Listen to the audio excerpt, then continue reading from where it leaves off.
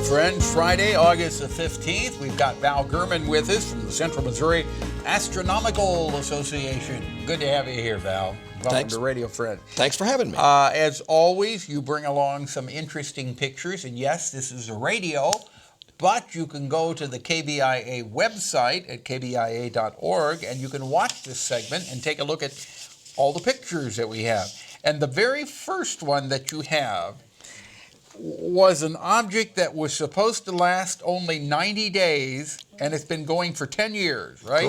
Correct. That is the Opportunity Mars Rover, landed over 10 years ago. And there's a beautiful picture of it. It looks like an ostrich. I always think of it, doesn't it? I think of it as a bird. It has little wings. Its little solar panels are like wings. So how big is the rover on Mars?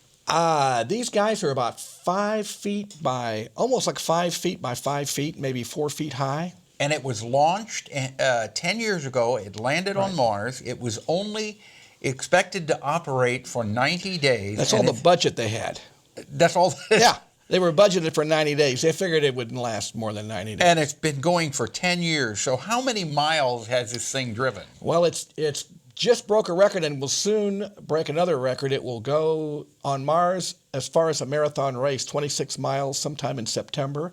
It broke the record, all-time record for off-world, off-road driving, 25.2 miles or something, I like that. just the other day. Off-world. Off-road. Off-road driving. There are no roads on Mars. Right. So what is some of the information that the Opportunity has sent back? Well, I guess the biggest is that there's no doubt now that there was at one time liquid water on Mars. I think the two rovers have shown that beyond any doubt. And does that mean that there was life on Mars, or still could be life on Mars?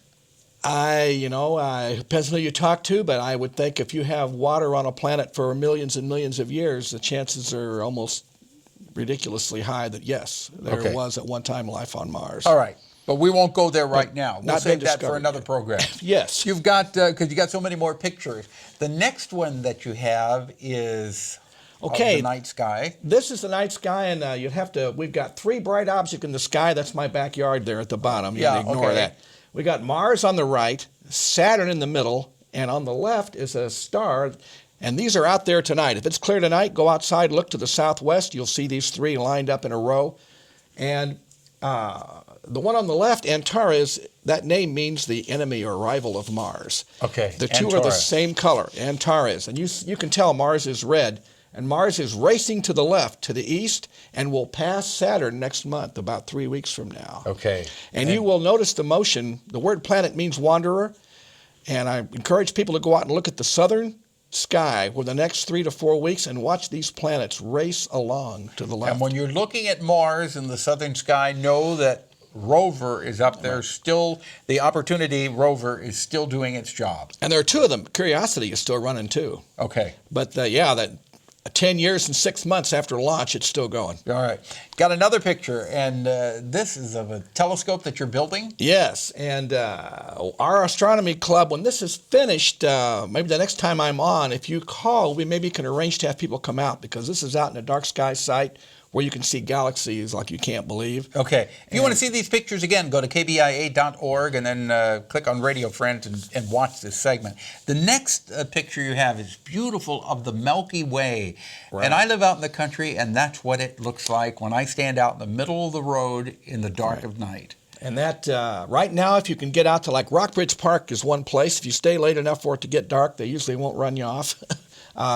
You can look to the south and see the Milky Way going straight up the sky around 10:30 p.m. Yeah, and it's unbelievable to think of the millions and millions of stars and planets that are in the Milky Way. Absolutely, and you're looking right downtown toward the very center of the galaxy. When you look due south about 10:30 p.m., about 15 degrees above the horizon, that is the exact center of the galaxy. There's a huge black hole in there, eating a star every day.